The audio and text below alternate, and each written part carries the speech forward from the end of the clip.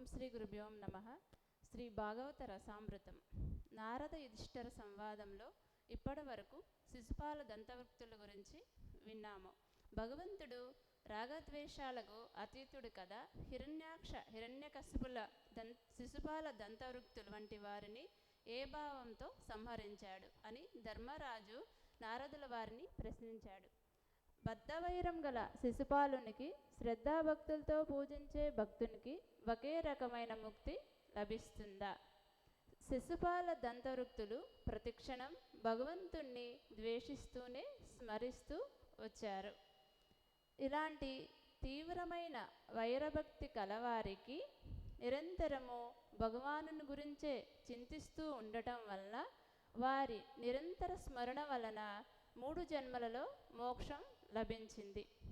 మునీంద్ర, వేనరాజు భగవంతుణ్ణి ద్వేషించాడు. శిశుపాల దంతవృత్తులు కూడా భగవంతుణ్ణి ద్వేషించారు. వారికి వేరువేరు ఫలితాలు ఎందుకు దక్కాయి?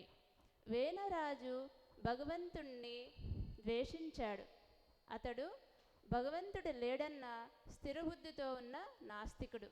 శిశుపాల దంతవృత్తులు అలా కాదు, భగవంతుడు ఉన్నాడని నమ్మిన ఆస్తికులు.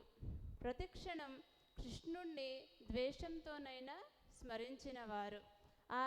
అది భగవత్స్మరణే అవుతుంది. పైగా వీరికి భగవంతుడిపై ద్వేషం లేదు, ఒక కృష్ణుడిపై తప్ప. కాబట్టి వేనరాజుకున్న శూన్యబుద్ధి వీరికి లేదు.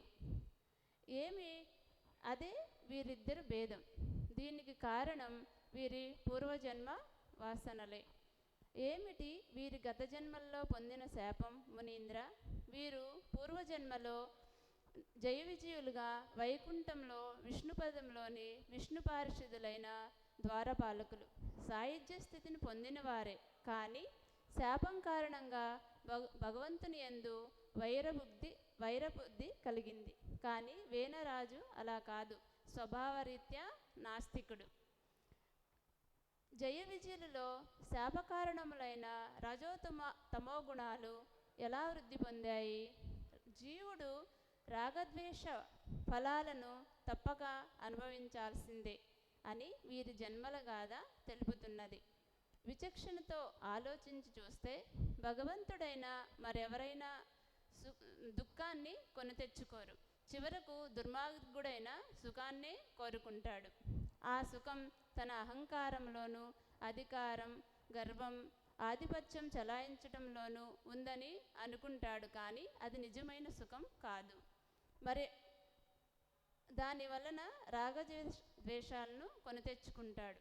అయినా కూడా రాగద్వేష ఫలితాలైన సుఖదుఖాలు మనిషి ప్రకృతి రూపమైన శరీరం అనుభవిస్తుంది, కానీ ఆత్మను అంటవు.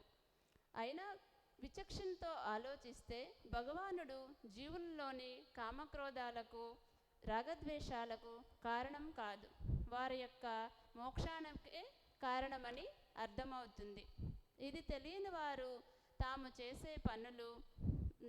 చేసే పాపములు, దురాచారములు భగవంతుడే తమ చేత చేయిస్తున్నాడన్న భ్రమలోను, వితండవాదములోనూ పడి ఆ కర్మల ఫలితాన్ని బాధల రూపంలో అనుభవిస్తారు. ఇదే విషయం శ్రీకృష్ణ పరమాత్మ మహాభారత యుద్ధంలో కర్ణుడి రథచక్రం భూమిలో కృంగి ఇరుక్కుపోయినప్పుడు తనను వధించడం అధర్మం అంటూ కర్ణుడు అనగా, శ్రీకృష్ణ భగవానుడు వేళాకోళంగా నవ్వుతూ, కర్ణ, నీకు కష్ట సమయంలో అవసరమైనప్పుడు ధర్మం గుర్తుకు వచ్చింది. నీలాగే నీచమానవులు కూడా కష్టాలలో కూరుకుపోయినప్పుడే తమ చెడు కర్మలకు భగవానుని నిందిస్తారు. కానీ తమ కష్టాలకు కారణం తాము చేసిన చెడు కర్మల ఫలితమేనని మరిచిపోతారు అని చెప్తాడు. మనిషి చేసిన చెడు కర్మల ఫలితం అతడిలోని అంతర్యామి అయిన భగవానునిది కాదు. ఇది శరీరబద్ధుడైన జీవుడు ప్రకృతిలోని గుణాలకు లోపడి కోరికల వల్ల, రాగద్వేషాల వల్ల చేసే పనుల ఫలితమే. ఇదే సూత్రం జయ విజయులకు కూడా వర్తిస్తుంది. సనకసనందనాదులు జయ విజయుల్ని ఎందుకు శపించారు? పరిపూర్ణ జ్ఞానస్వరూపులు, నిత్యముక్తులైన వారికి కోపం ఎందుకు వచ్చింది? నిత్యముక్తులైన సనగసనందనాదులు ప్రశాంతత కలిగిన వారే. కానీ ఆ మునులకు ఆగ్రహం వారి స్వభావ దోషం వలన రాలేదు. విష్ణు పారిషదులై ఉండి కూడా జయ విజయులు తమ అధికారం, ఆధిపత్యం, దర్పము, తాము విష్ణు ద్వారపాలకులమన్న ఆధిపత్యంతో దిగంబరులైన ఈ బాలమునులు రాజదర్శనానికి అర్హులు కారని భావించారు.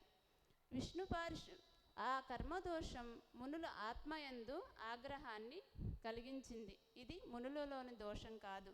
అందుకే విష్ణు భగవానుడు కూడా మునుల యొక్క శాపం వలన పతనమైపోతున్న జయ విజయుల్ని ఆపి రక్షించలేదు, ఆ సనకసనందనాదులను శిక్షించలేదు.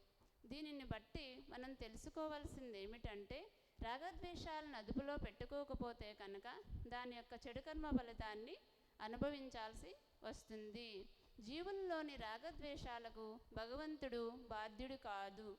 భగవంతుడు రాగద్వేషరహితుడు, గుణరహితుడు, సంకల్పరహితుడు అయిన స్వతంత్రుడు. జీవులలో పూర్వవాసనలను బట్టి సంకల్పాలు కలుగుతాయి. ఈ సంకల్పాలు వల్ల చేసే పనులు బట్టి కర్మ ఏర్పడుతుంది. ఈ కర్మ కారణంగా మరుజన్మలో అది అన్ని పనులు వారి చేత బానిసగా చేయిస్తుంది. ఈ జీవునికి భగవానునికి గల తారతమ్యము సుఖయోగీంద్రుల ద్వారా పరీక్షిత్ మహారాజు, నారదుల వారి నుంచి ధర్మరాజు, శ్రీ వేదవ్యాస గురుదేవులు రచించిన భాగవత రసామృతం ద్వారా మనమందరము తెలుసుకున్నాము. ఈ జ్ఞానాన్ని మన నిత్య సాధనలో భాగంగా చేసుకొని మన స్వభావంలోని దోషాలను నిర్మూలించుకొని పవిత్రతను సాధించుకుందాం. జై గురుదేవ.